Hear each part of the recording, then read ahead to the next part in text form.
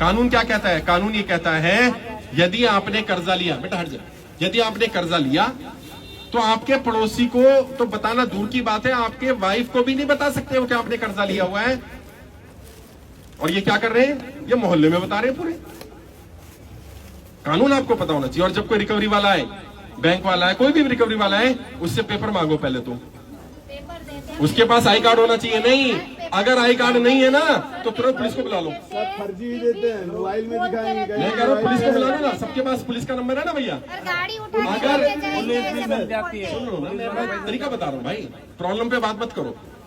दो तरीके होते हैं। मैं आचार्य चाणक्य का शिष्य हूँ। आचार्य चाणक्य कहते हैं तो समस्या पे बात कर लो, 4 घंटा 6 घंटा करते रहोगे कोई समाधान नहीं मिलेगा, या समाधान पे बात करो। मैं तो समाधान बता रहा हूँ। जब कोई रिकवरी वाला आए सबसे पहले उससे पूछो भैया आई कार्ड दिखा। वो कि भाई साहब आपका लोन, मैं बात ही नहीं करूंगा लोन वोन कौन सा, आई कार्ड दिखा। तू आया कहां से? आपके बैंक से आया ना, तो बैंक का दिखा। वो कह नहीं जी बैंक से नहीं आया, क्योंकि ज्यादातर रिकवरी वाले बैंक के नहीं है, थर्ड पार्टी है। वो दिखाएगा जी XYZ कंपनी। उसको बोल मैं तो जानता नहीं इस कंपनी को, मैंने लोन लिया HDFC से, ये कंपनी वाला मेरे को क्यों परेशान कर रहा है? वो कह जी हमारी कंपनी को काम दिया रिकवरी का। बात सही है, दिया जा सकता है ना। आपकी कंपनी को काम दिया, उसका लेटर दिखा। कहां पे लिखा है कि तेरी कंपनी को काम दिया? प्रूफ दिखा भाई। समझ रहे हो ना? थोड़ा कानून समझना पड़ेगा भाई थोड़ा सा, क्योंकि लड़ाई ऐसे नहीं लड़ी जाएगी। क्योंकि अगर तुम समझोगे नहीं ना तो तुम्हें मूर्ख बना देंगे। अब वो लेटर दिखाएगा। अब उसको बोलो DRA का लाइसेंस दिखा। DRA क्या होता है? Date recovery agent. जो भी रिकवरी एजेंट बनता है उसको एक लाइसेंस लेना पड़ता है। हर व्यक्ति को लाइसेंस लेना पड़ता है। आपके घर आने वाला कोई भी रिकवरी एजेंट बिना DRA लाइसेंस के आ ही नहीं सकता। अगर आ रहा है तो वो इलीगल है। और ये RBI की गाइडलाइंस है, मैं अपनी तरफ से नहीं बना रहा।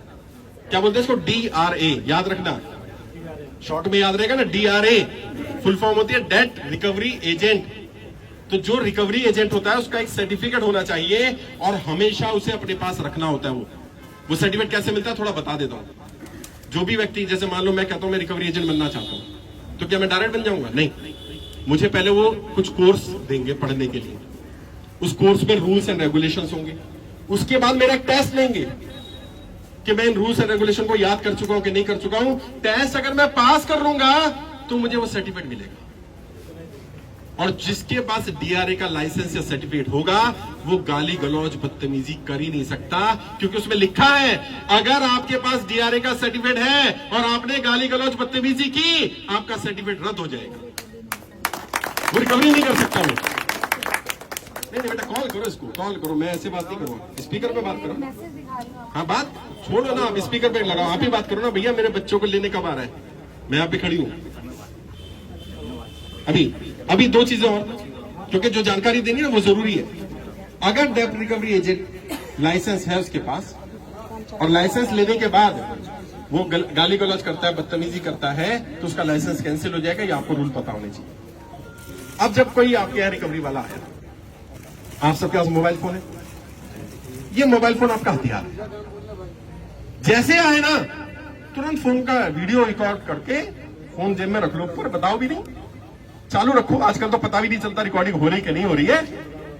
अभी क्या करो, उससे जो बात करो रिकॉर्ड करो, क्योंकि वो कल तुम पे आरोप लगाएगा तुमने गाली गलौज किया, बदतमीजी किया। अच्छा कई लोग हमारे ऐसे हैं बदतमीजी कर भी देते, करना मत भाई। तुमने बदतमीजी नहीं, शुरुआत मत करना। अगर सामने वाला शुरुआत कर दे तो फिर छोड़ना नहीं, फिर देख लेंगे। हाँ फिर देख लेंगे। मैंने बताया ना, अपनी तरफ से गलत नहीं करना, क्योंकि अपनी तरफ से गलत करोगे तो कानून तुम्हारे खिलाफ हो जाएगा। अगर सामने वाला शुरुआत करता है तो फिर देखेंगे उसको कैसे करना है। वीडियो रिकॉर्ड करो और वीडियो रिकॉर्ड करके हमारे नंबर पर भेज दो। हम उसको इतना वायरल करेंगे, इतना वायरल करेंगे। अभी पहले मैं अपनी बात रख दूं भाई साहब, उसके बाद फिर आपके सवाल भी लूंगा। मैं यहाँ जाने वाला नहीं हूं भैया, घर छोड़ के आ गया हूं।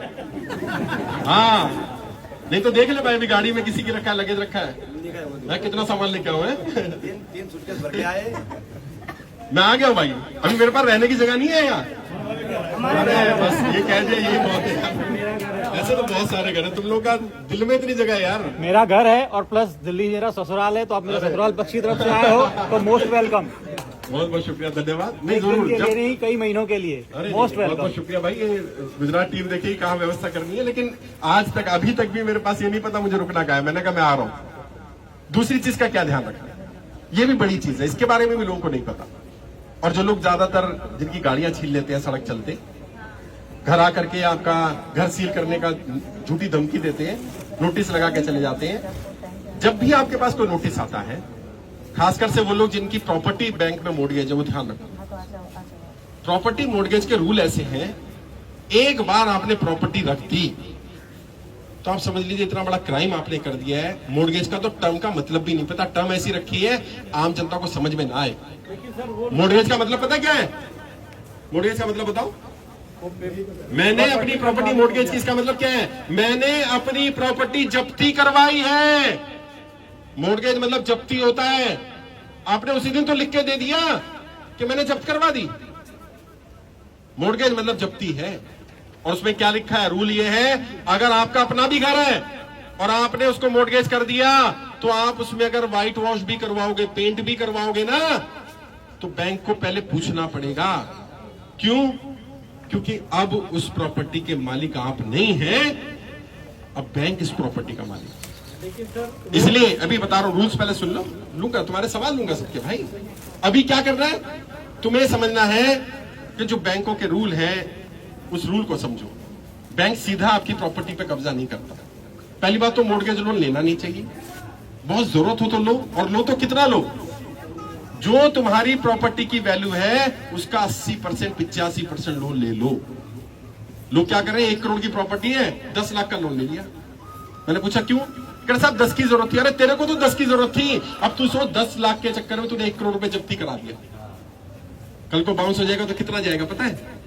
1 करोड़ ही जाएगा। बैंक रहम नहीं करेगा, तेरी 1 करोड़ की प्रॉपर्टी है। तो पहली बात तो लेना नहीं। दूसरा, लेना तो क्या लेना? 80% 90% जितना मिल जाए उतना लेना, ताकि लेके जाएगा ना ले जा, थोड़ा सा नुकसान होगा। तीसरा क्या करना, अगर कोई home loan, housing loan, mortgage loan चल रहा है, किस्त बाउंस मत होने देना। कोशिश करना किस्त बाउंस नहीं होनी चाहिए। एक हो जाए गलती से तो 2 तो बिल्कुल नहीं होनी चाहिए, क्योंकि 2 तक तो फिर भी राहत है। अगर गलती से 3 किस्त बाउंस हो गई तो अब आपका सरफेसी एक्ट लागू हो जाएगा। ये सरफेसी एक्ट क्या होता है? वैसे सरफांसी एक्ट कहता हूं, क्योंकि फांसी का फंदा है। क्या हो जाता है? जैसे ही 3 किस्तें बाउंस हुई, अब आपने जो प्रॉपर्टी जब्ती रखी हुई थी, बैंक आपसे सारा आउटस्टैंडिंग मांग लेगा, सारा पैसा वापस करो। अबे जो 3 किस्त नहीं दे पा रहा वो सारा कैसे देगा यार? ये कानून किसने बनाया मुझे समझ में नहीं आता। मैं बैंक के अधिकारी से मिला, मैंने भाई एक बात बताओ, 3 किस्त बाउंस होने आप कौन सा नोटिस देते हो? कहते हम सिंबॉलिक पोजीशन 13(2) का नोटिस देते हैं। मैंने उसमें क्या मांगते हो? कह रहे सारा पैसा मांगते हैं। मैंने दिमाग है, रोटी खाते हो कि गोबर खाते हो? कह रहे क्यों? मैंने जो किस्त तो दे नहीं पा रहा, पूरा पैसा कैसे देगा भाई? कह रहे तो क्या होना चाहिए? मैंने कम से कम ये होना चाहिए, तेरी 3 महीने की बाकी है, 3 महीने का पहले पैसा दे, नहीं तो तेरी जब्ती करेंगे, ताकि उसको डर बैठे। उसको तुम सारा पैसे का मांग लेते हो यार, और जिसका व्यापार बंद हो गया, कोई काम धंधा नहीं है, कुछ नहीं है, तो क्या करेगा? वो प्रेशर में आ जाएगा।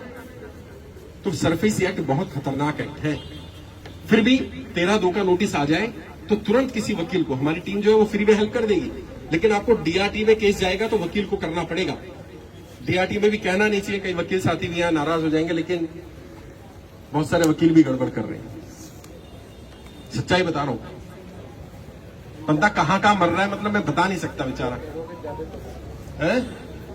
नहीं, एडवोकेट है डीआरटी के, ये तो ईमानदार है। ये ईमानदार है, वो खुद बताएंगे आपको। वो बता देंगे, उनसे पूछ ले, अभी मैं मौका दूंगा उनको कि एक्चुअल में एडवोकेट भी गड़बड़ कर रहे हैं। वो मिल जाते हैं बैंक वालों से, क्योंकि बैंक वाले पैसा खिला देते हैं। आप कितना पैसा दोगे? तो कोशिश ये करनी चाहिए अपनी तरफ से किस्त बाउंस नहीं होने देनी। कोई नोटिस आए तो नोटिस को पढ़ना है। कई लोग यहां भी नोटिस लाएंगे, मेरे सामने खोलते हैं। मैंने कितने दिन पहले आया कर 3 महीने, मैंने पढ़ा भी नहीं तुमने? वो देख तो ले फांसी का है कि किसी चीज का है, कहां का है नोटिस? भाई नोटिस पढ़ लिया करो, नोटिस कोई फांसी का फंदा नहीं है। और जब कोई नोटिस कर रहा है, नोटिस भेज रहा है, तो जैसे बैंक नोटिस भेज रहा है तुम भी नोटिस भेज दो। तुम, बैंक कह रहा है तुमने किस्त नहीं भरी, तुम अपना रीजन लिख के दो। क्यों? ताकि कल जब कोर्ट में जाएगा तो बैंक का भी प्रूफ होगा, तो आपका भी प्रूफ होगा। भाई मैंने बैंक को पहले ही बताया था। एक डीआरटी का केस बता रहा हूं भाई साहब, बड़ा बढ़िया केस। व्यक्ति की नौकरी थी, नौकरी छूट गई, कंपनियां बंद हुई बहुत सारी, तो नौकरी छूटी लोगों की। उसने, क्योंकि हमारी वीडियो सुनी थी, उसने क्या करा, उसने बैंक में नौकरी का जब नोटिस आया छोड़ने का, 3 महीने का नोटिस होता ना, नोटिस पीरियड में ही बैंक को नोटिस भी भेज दिया और एक लेटर भी भेज दिया कि जी मेरा ये नौकरी का नोटिस आ गया है, 3 महीने मेरी नौकरी चली जाएगी, 3 महीने बाद मैं किस्त नहीं भर पाऊंगा जब तक मुझे नई नौकरी नहीं मिल जाती। बैंक को पता चल गया कि 3 महीने बाद किस्त तो आनी नहीं इसकी, लेकिन क्योंकि उसका केस ठीक चल रहा था तो बैंक वाले का फिर लेटर आया कि आपका तो रेगुलर केस चल रहा है, लोन चल रहा है, तो अभी तो आपसे कोई ऑब्जेक्शन नहीं करे, नहीं आज नहीं है, कल को होगा तेरे को, इसलिए बता रहा हूं। और फिर बैंक भी चला गया लेटर लेके। बैंक ने कहा भाई आप क्या चाहते हो, कह रहे भाई मुझे नहीं पता, 3 महीने में नौकरी मिल जाए, 6 महीने मिल जाए, हो सकता है ना मिले, कम से कम 1 साल का समय दो मुझे। उसने कहा जी 1 साल का तो ऐसा कोई प्रोविजन नहीं है, ये नहीं है, वो नहीं है। वो हर हफ्ते लेटर लिखता रहा, और सिर्फ बैंक को नहीं लिखा उसने, बैंक के सीनियर मैनेजर को, बैंक के रीजनल मैनेजर को, सब जगह लेटर भेज रहा है। उसको बुला लिया बैंक ने कि भाई क्या चाह रहा है तू, सब जगह कंप्लेंट कर रहा है, भाई सुनोगे नहीं तो क्या करूं, मेरी तो नौकरी चलेगी। बैंक ने कहा चल 6 महीने का समय दे रहे हैं, 6 महीने में तेरी नौकरी लग जाएगी, अगर नहीं लगती तो 6 महीने बाद आ जियो, फिर बता दियो, फिर कुछ कर लेंगे। और उसे 8 महीने का समय मिला। 8 महीने बाद जब नौकरी लग गई तो किस्त भरने लगा। क्यों? क्योंकि वो जागरूक था ना, उसे अधिकार पता था, अपने अधिकारों को जानना है। ये लड़ने का समय, डरने का समय नहीं है। और कर्जा, मैंने कहा ना, कर्जा लेना कोई अपराध नहीं है। भाई धूप हो रही है, थोड़ा सा इस साइड आ जाओ, तुम लोगों को धूप लग रही होगी यार, है? कर्जा लेना कोई अपराध नहीं है, और कर्जा नहीं चुका पा रहे ये भी कोई अपराध नहीं है। ये एक मिस्टेक है, गलती है, लेकिन ये अपराध नहीं है, तो अपने आपको अपराधी नहीं मानना। बाकी मैंने जैसा कहा मैं आ गया, अब तुम्हारे सवाल जवाब लेता हूं, किसको क्या क्या दिक्कत आ रही है बता दो। और जैसे भाई आए हमारे पास, क्योंकि मेरी टीम में भी